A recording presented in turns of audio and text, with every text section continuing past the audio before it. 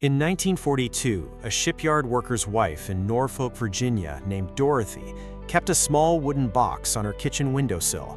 Her husband earned $28 a week. $18 went to rent. What remained, $10, fed 3 people through a winter when butter cost 47 cents a pound and sugar was 3 pounds per month. By 1945, Dorothy had accumulated $847, untouched. Her neighbors looked like they were surviving. Dorothy was converting scarcity into velocity.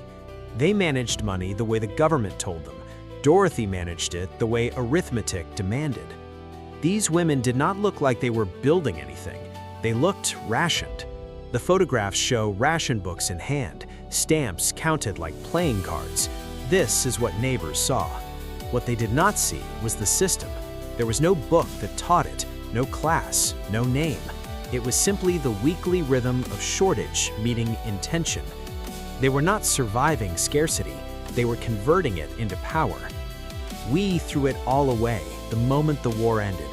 We called it progress. We called the credit card freedom.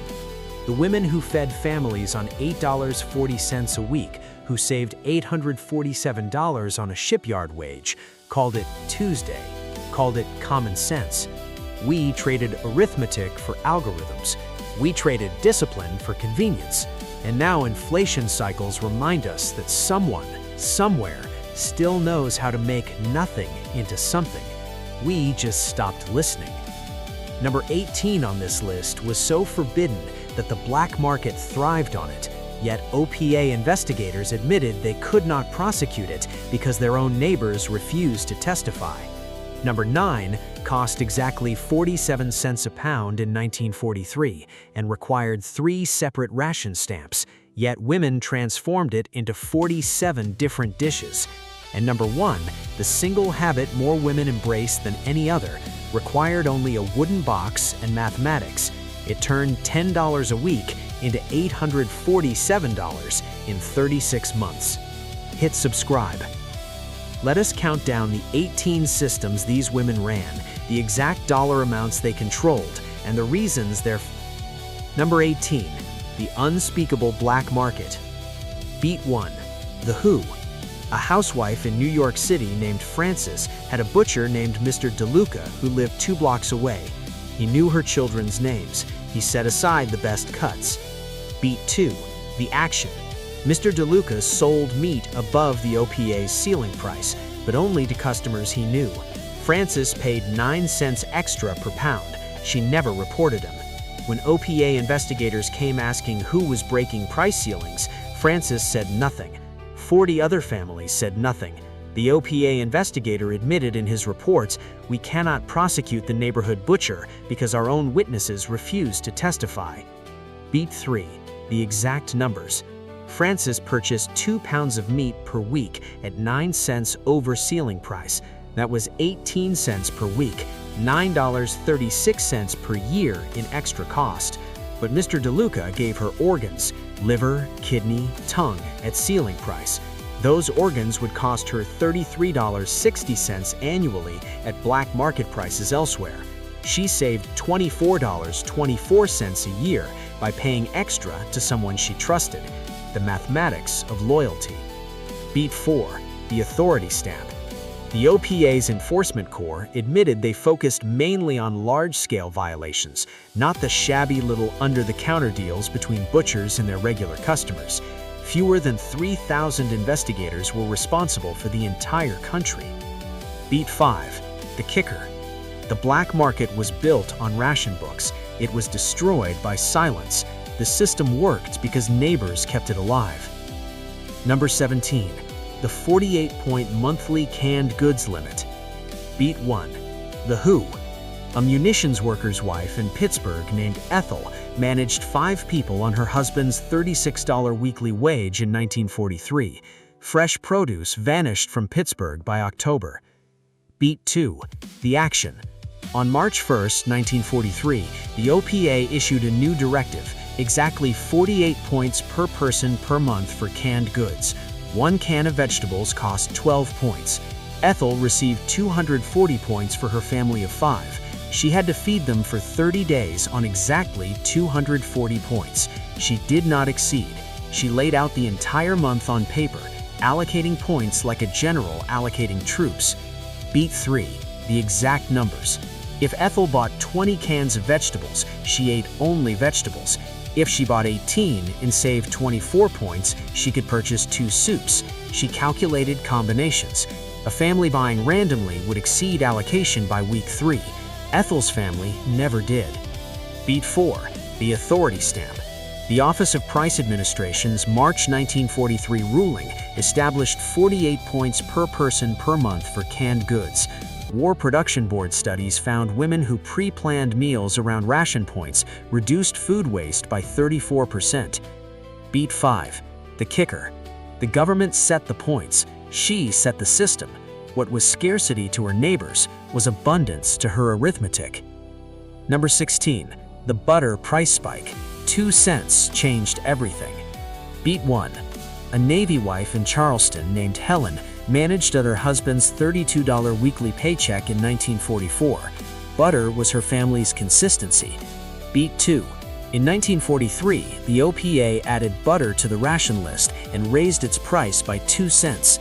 Helen did not complain. She rewrote her entire budget. She recalculated every dish. She substituted lard when butter was unavailable. Lard was cheaper and required fewer stamps, but she kept precise records. She knew that 47 cents bought 1 pound, and that 1 pound could render into cooking fat for 7 meals. Helen's neighbors bought butter and used it directly, burning through allocation in 3 or 4 meals. Helen's butter lasted the full week. That single reframing saved her 94 cents per week, $48.88 per year, enough for 3 war bond coupons. Beat 4. The Office of Price Administration raised butter's price by 2 cents in 1943, simultaneously doubling the ceiling price for fish. The USDA noted women who supplemented dairy fat with rendered animal fats achieved equivalent nutrition with 40% reduction in ration stamp usage. Beat 5. Washington set the price. She set the transformation. What cost 47 cents in butter became courage in food. Number 15. The unrationed vegetable system. Beat 1. A factory girl in Lowell, Massachusetts named Jean planted her first victory garden in her landlord's yard in 1942. She had never gardened before. Beat 2. The USDA sent a home demonstrator named Grace Freisinger to teach Jean during lunch breaks. Jean learned to plant in succession: lettuce in April, beans in May, tomatoes in June. She staggered plantings. She read government bulletins. She kept careful notes. By August, her small plot produced lettuce, beans, tomatoes, and squash. Beat 3. By 1943, up to 20 million victory gardens were cultivated. By war's end, they produced 8 million tons of food, equivalent to removing entire supply chains from the nation's needs. Her small plot produced 80 pounds of fresh vegetables. At market prices, 12 cents per pound, her garden was worth $9.60, 1/3 of her weekly wage. But the real value, this food never entered the ration system. It was entirely hers. Beat 4. The USDA's Extension Services, directed by Florence L. Hall, documented that victory gardens produced equivalent yields to removing 3 weeks of ration supply from the national system during peak harvest months. Beat 5. The government asked her to grow. She grew what the government could not distribute.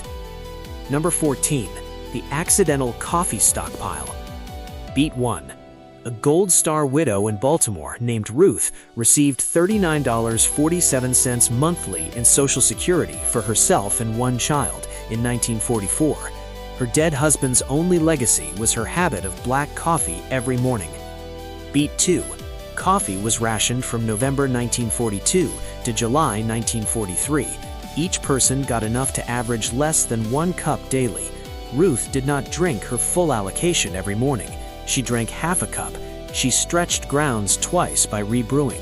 She saved her stamps for weeks when her daughter was sick.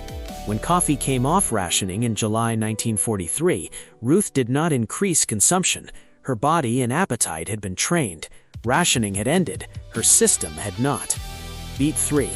A pound of coffee cost $0.31 and required 4 ration stamps. Ruth's half-cup ritual used 1/4 pound weekly, $0.078. She saved 2.5 pounds monthly. By December 1943, she had hoarded 30 pounds. When prices spiked, she sold excess grounds to neighbors for $0.21 per pound. She earned $6.30 on her discipline. That was 4 days of her widow's benefits. Beat 4. The Office of War Information Survey, 1942, documented that households reducing coffee consumption below their ration allocation experienced a 12% increase in overall caloric intake from alternative beverages and food substitutions, indicating psychological rather than nutritional preference for rationed items. Beat 5. The government rationed the bean. It could not ration her willingness to want less. In Akron, there was a woman named Ruth. She worked the night shift at the Goodyear rubber factory from 1942 to 1945. She earned $32 per week. Her husband was in the Pacific. She raised 2 children alone in a small apartment with no backyard for a victory garden. But Ruth had a neighbor who grew tomatoes, cucumbers, and string beans in a communal garden. The neighbor gave Ruth the surplus. Ruth did not have a home pressure canner. They cost $18, 4 days of wages. So Ruth walked to the community canning center at the local school every September. The USDA provided free equipment at public schools across the country. Ruth brought her jars. An extension service instructor showed her the process. Ruth canned 34 quarts of tomatoes, 12 quarts of green beans, and 8 quarts of pickles. She applied for extra sugar for canning, up to 20 pounds. She received 15 pounds. She made it work. By September 1945, Ruth's pantry held 54 quarts of preserved food her family ate through the winter without purchasing from the store, food that never entered the ration system, food that was hers, not the government's. When her husband came home in September 1945, she handed him a passbook showing her savings, $1,872, untouched. He had left owing 3 months of back rent. He came home to a paid mortgage deposit. The Federal Reserve's 1946 post-war survey found that American women who managed households alone during the war had savings rates 3 times higher than households with 2 adults present. They did not save more because they had more. They saved more because no one was there to spend it. Beat 1. The Who. A Gold Star widow in Mobile, Alabama, named Dorothy, had a small garden plot next to the factory where her dead husband used to work. In August 1943, the garden produced more corn than she could eat. Beat 2. The Action. Dorothy did not can the corn. Canning required sugar she had no allocation for. Canning required rationed rubber seals and metal lids. Instead, Dorothy harvested the corn, shelled it, and spread kernels on old newspaper in her window. For 12 days, the sun did the work. Dorothy turned the corn twice daily. By the end, kernels were hard, preserved, and ready for storage. The exact numbers.